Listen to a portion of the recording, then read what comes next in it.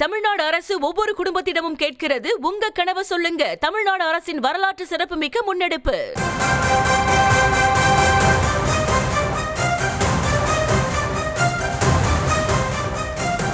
அண்மை செய்தி. இடைநிலை மற்றும் பகுதி நேர ஆசிரியர்களுடன் பேச்சுவார்த்தை தற்போது தொடங்கி இருக்கிறது. அது குறித்த ஒரு அண்மை செய்தியை தற்போது பார்த்து வருகிறோம். தனது முகாம் அலுவலகத்திற்கு அழைத்து பேச்சுவார்த்தை நடத்தி வருகிறார் அமைச்சர் அன்பில் மகேஷ்.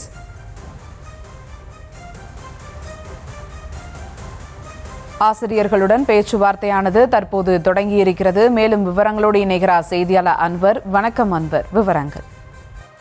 வணக்கம். சென்னை பசுமை வழிச்சாலையில் உள்ள பள்ளி கல்வித்துறை அமைச்சர் அன்பில் மகேஷ் பொய்யாமொழி முகாம் அலுவலகத்தில் சம வேலைக்கு சம ஊதியம் என்ற கோரிக்கையை முன்வைத்து தொடர்ந்து 21 நாளாக போராடி வரும் இடைநிலை ஆசிரியர்கள் மற்றும் பணி நிரந்தரம் வேண்டி 4 நாட்களாக போராடி வரும் பகுதி நேர ஆசிரியர்களுடன் பள்ளி கல்வித்துறை அமைச்சர் அன்பில் மகேஷ் பொய்யாமொழி தலைமையில் பேச்சுவார்த்தையானது நடைபெற்று வருகிறது.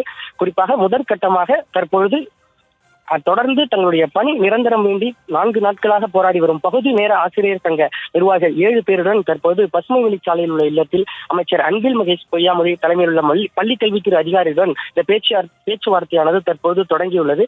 குறிப்பாக இந்த பகுதி நேர ஆசிரியர்கள் 2021 திமுக ஆட்சிக்கு வருவதற்காக வாக்குறுதி 181 படி பணி நிரந்தரம் செய்திட வேண்டி தமிழ்நாடு முழுவதும் உள்ள சுமார் 12,000க்கும் மேற்பட்ட பகுதி நேர ஆசிரியர்கள் தற்போது இந்த போராட்டத்தில் ஈடுபட்டு வருகின்றனர்.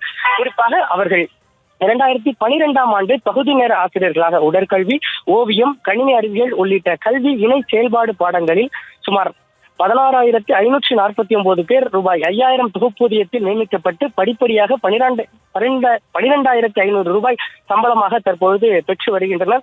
குறிப்பாக இவர்களுக்கு பல்வேறு நலத்திட்டங்கள் மற்றும் போனஸ் மற்றும் சம்பளம், தொகுப்பூதியம், காப்பீடு போன்ற அரசு சலுகைகள் தங்களுக்கு பணி நிரந்தரம் இல்லாதையால் தற்போது கிடைக்கப்படாத காரணத்தினால் தொடர்ந்து போராட்டத்தில் ஈடுபட்டு வருகின்றனர். குறிப்பாக பல்வேறு வகையில் தங்களது கோரிக்கைகளை மனுக்கள் மூலமாக, தபால்கள் மூலமாக, இமெயில்கள் மூலமாக பல கட்ட போராட்டங்களும் பகுதி நேர ஆசிரியர்களால் நடத்தப்பட்டது.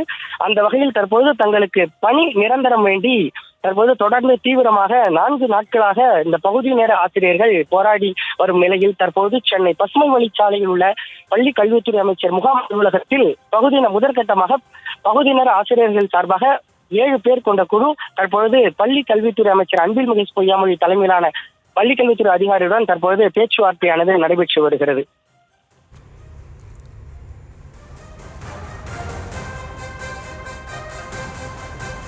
விவரங்களுக்கு நன்றி அன்வர். தமிழ்நாடு அரசு ஒவ்வொரு குடும்பத்திடமும் கேட்கிறது, உங்க கனவை சொல்லுங்க. தமிழ்நாடு அரசின் வரலாற்று சிறப்புமிக்க முன்னெடுப்பு.